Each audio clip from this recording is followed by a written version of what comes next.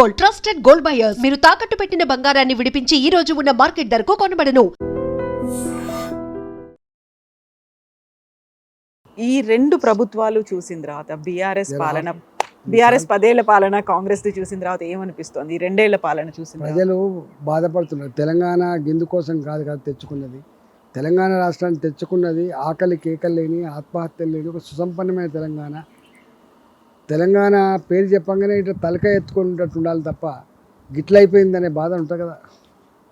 ఆంధ్రప్రదేశ్ గట్ల అయిపోయింది, తెలంగాణ గట్ల అయిపోయింది. సో ఆ 10 ఏళ్ళు ఈ 2 ఏళ్ళు అట్లనే ఉందా?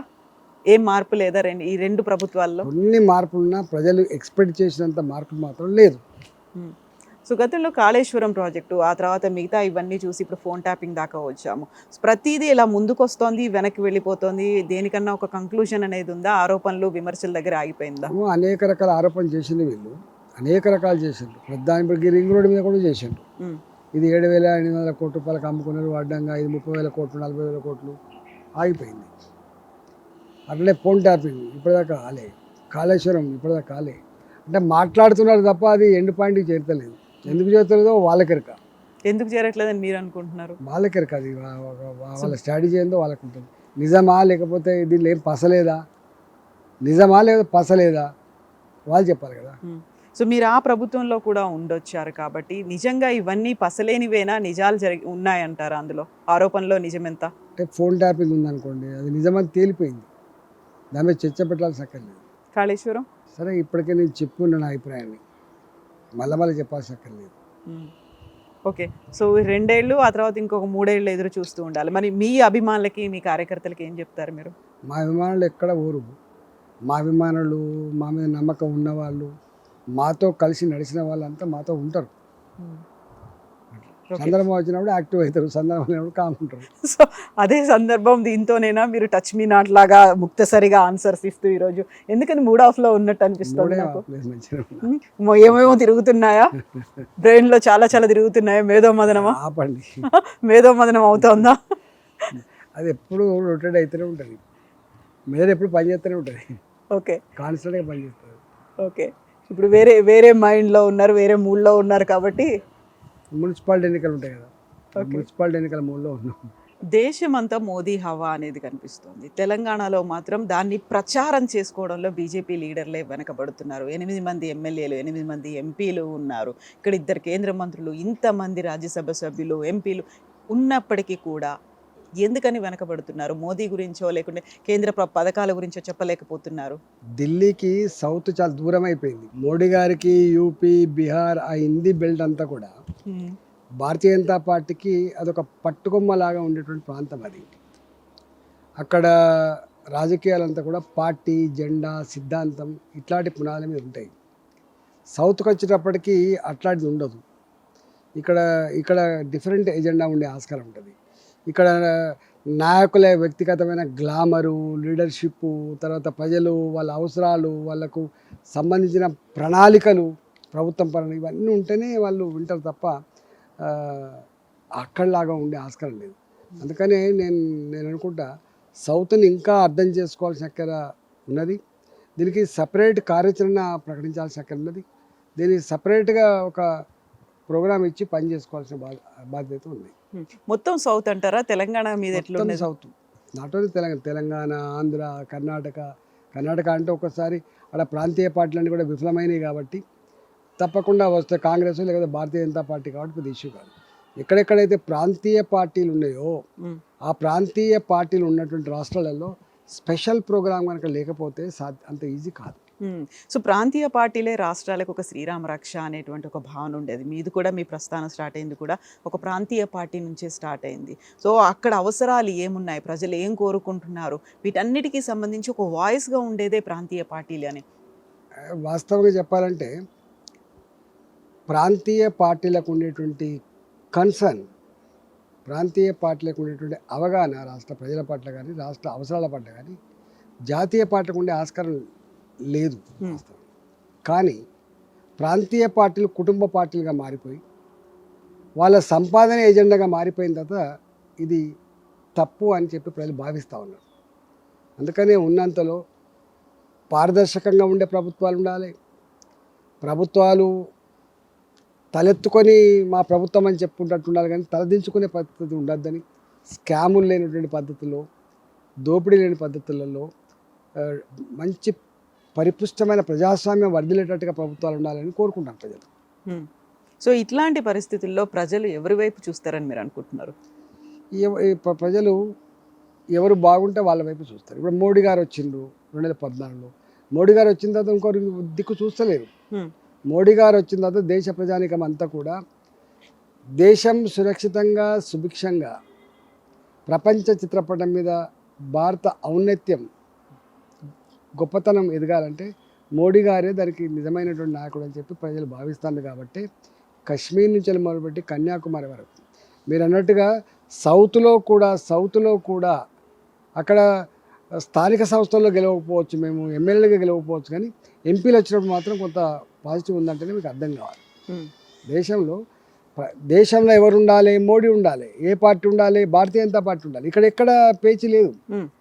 కానీ అదే మళ్ళీ రేపు సర్పంచ్కి వచ్చినప్పుడు, ఎంపీపీ అయ్యేటప్పుడు, జిల్లా పరిషత్ చైర్మన్ అయ్యేటప్పుడు, లోకల్గా ప్రభుత్వం అయ్యేటప్పుడు డిఫరెంట్గా ఉంది. అందుకని దీన్ని నార్త్నేమో కేంద్ర డబుల్ ఇంజన్ సర్కార్ అని చెప్పేది అంటారు. అన్ని స్థానిక సంస్థల నుంచి మొదలుపెట్టి పార్లమెంట్ వరకు ఒకటే పార్టీ ఉంటుంది, కానీ ఇక్కడ డిఫరెంట్గా అవుతుందో.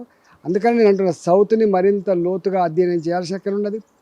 ప్రాంతీయ పార్టీలు ఉన్న దగ్గర మరింత ప్రణాళికలు స్పెషల్గా రూపొందించుకోవాల్సి ఎక్కడ ఉన్నది, స్పెషల్ ప్రోగ్రామ్ ప్రకటించుకోవాల్సి ఎక్కడ ఉంది. గతంలో తెలంగాణ ఉద్యమం అయినప్పుడు, ఆ తర్వాత వచ్చినటువంటి 2 ఎలక్షన్స్లో కూడా రాష్ట్రానికి రక్ష స్థానికంగా ఉన్నటువంటి ఇక్కడ ప్రాంతీయ పార్టీలే, దేశానికి మాత్రం ఒక బీజేపీ అనేటువంటి భావన, అదే దిశగా ఇండైరెక్ట్గా ఒక మెసేజ్ కూడా వెళ్ళింది. కాబట్టి ఇక్కడ టీఆర్ఎస్ బీఆర్ఎస్ వచ్చింది, అక్కడ బీజేపీ వచ్చింది అనేది మీరు అదే ఫీల్ అయ్యారా ఆ టైంలో? ఇప్పుడు అది మారిందా?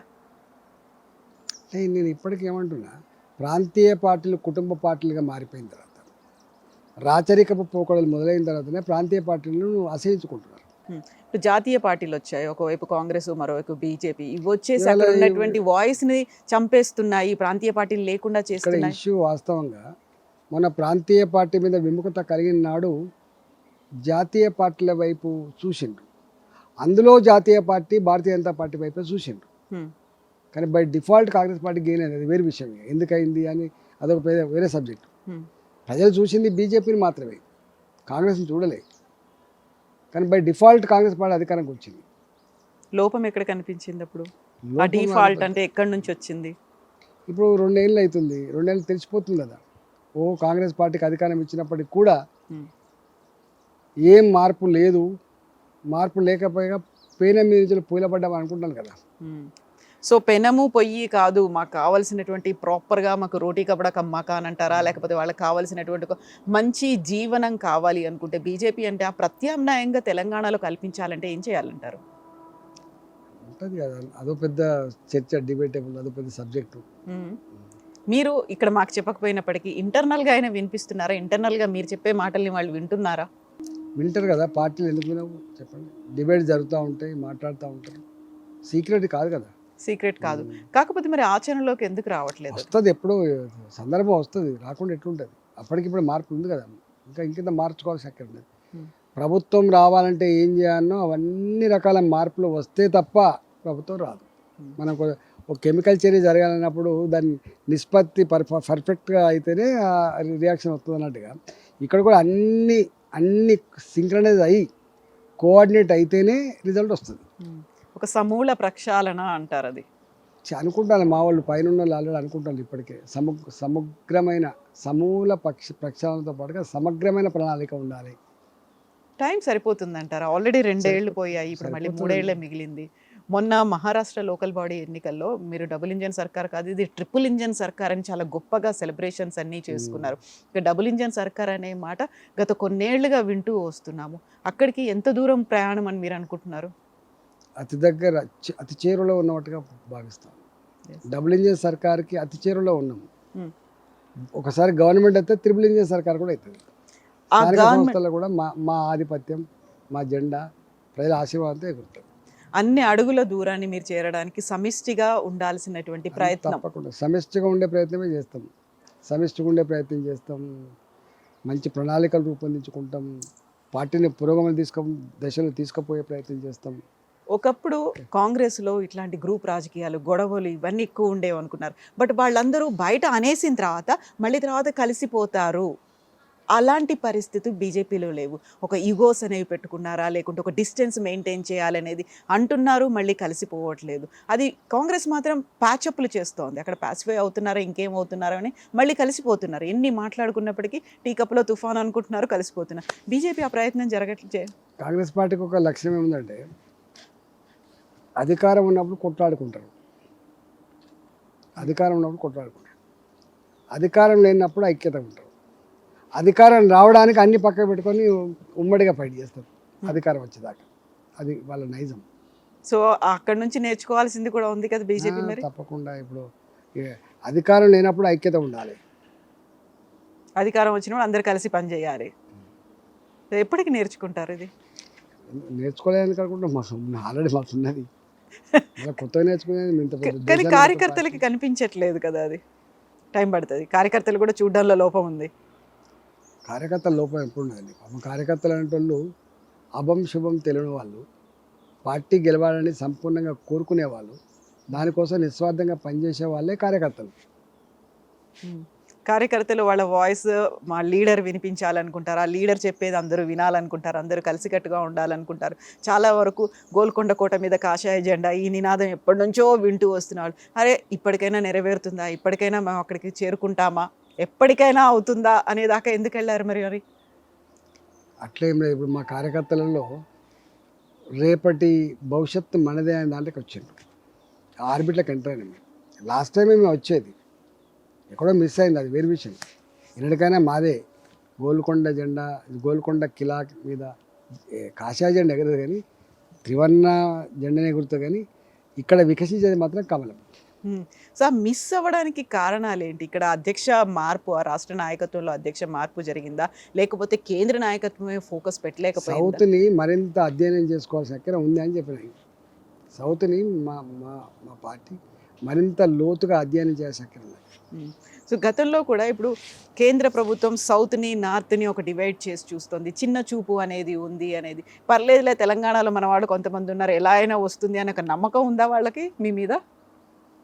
దూరం కదా, బాగా దూరం అయిపోయాం. ఢిల్లీకి బాగా దూరం, చాలా దూరంలో. దగ్గరయ్యే ప్రయత్నాలు మీరు చేయాలా, వాళ్ళు చేయాలా? వాళ్ళు చేయాలి, మేము చేయాలి. టైం సరిపోతుంది 3 years. తప్పకుండా ఒక మిరాకిల్స్ జరుగుతాయంటారా, లేకుంటే? తప్పకుండా అన్నీ జరుగుతాయి. అన్నీ జరుగుతాయి. Yes, thank you so much అండి. Thank you.